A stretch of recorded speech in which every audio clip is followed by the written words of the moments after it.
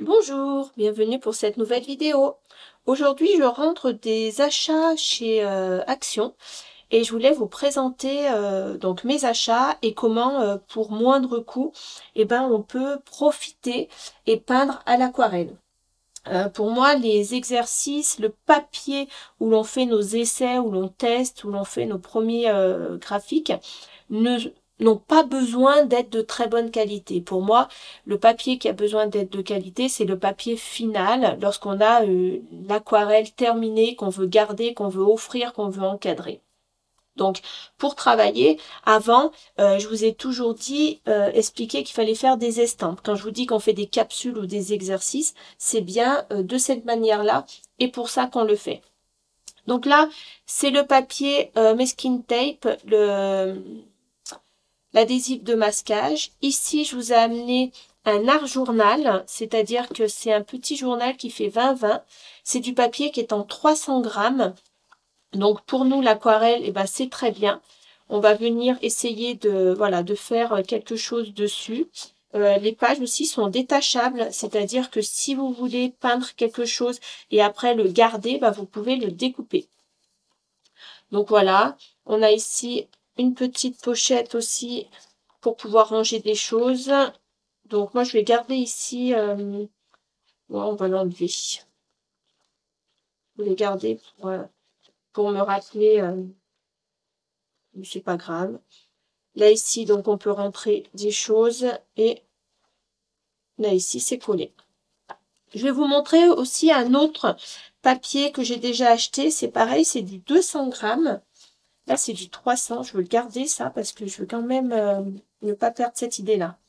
Et on a plusieurs choses. On a pour l'aquarelle du 190 grammes et pour les marqueurs alcool du 200 grammes. C'est-à-dire que de chaque côté, il y a un papier différent. C'est-à-dire que là, si vous travaillez avec un papier alcool, ce papier-là, il est un petit peu plus épais, un petit peu plus lisse.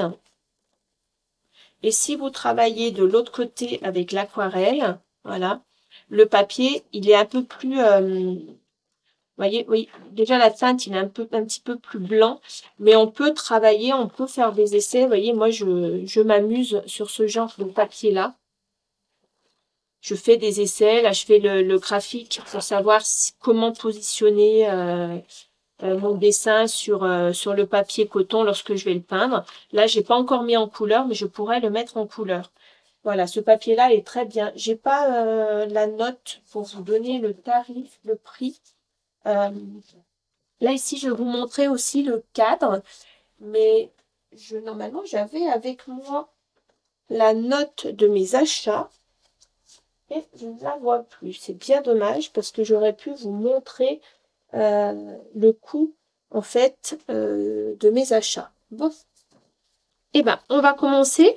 Je vais vous montrer comment j'encadre une aquarelle. Donc, ici, j'ai l'aquarelle que je vais offrir. C'est l'aquarelle que j'ai peinte avec vous lors d'un direct.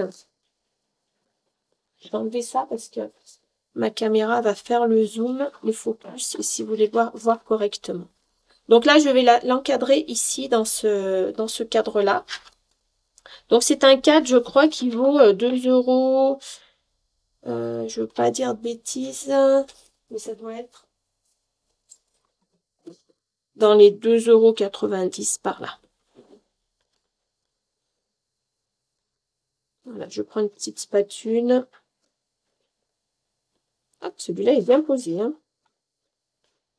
C'est pas quelque chose que je fais attention quand j'achète un cadre, savoir si l'arrière est bien fait. Souvent, je regarde l'avant, mais je regarde pas l'arrière, c'est marrant. C'est vrai qu'il faudrait bien regarder ici. Donc ici, on a les passe-partout. C'est pour ça que j'achète celui-ci. J'aime beaucoup ce passe-partout-là. Hop. On n'a pas de protection, c'est du verre. Donc on laisse notre passe-partout et on vient ici. Donc mettre notre aquarelle. Donc je l'ai signé à l'arrière, j'ai mis mon nom, j'ai mis la date. Je l'ai signé de l'autre côté. Mon aquarelle, elle fait bien 18 par 24. C'est la taille de mon cadre. Si elle n'avait pas fait la taille demandée, ou j'aurais scotché un petit peu les bords sur le passe-partout, ou alors j'aurais découpé les bords. Je laisse souvent un encadrement lorsque je peins, et cela permet voilà, de pouvoir ajuster l'aquarelle. Donc voilà, on a une aquarelle qui va se poser, qui peut se poser ou qui peut s'accrocher. Je ne sais pas si c'est bien centré. Je vais vérifier. Donc on est à 21. 21, on devrait être à 10,5, vous voyez. Là ici, c'est pas centré. Donc c'est-à-dire que si la personne veut accrocher...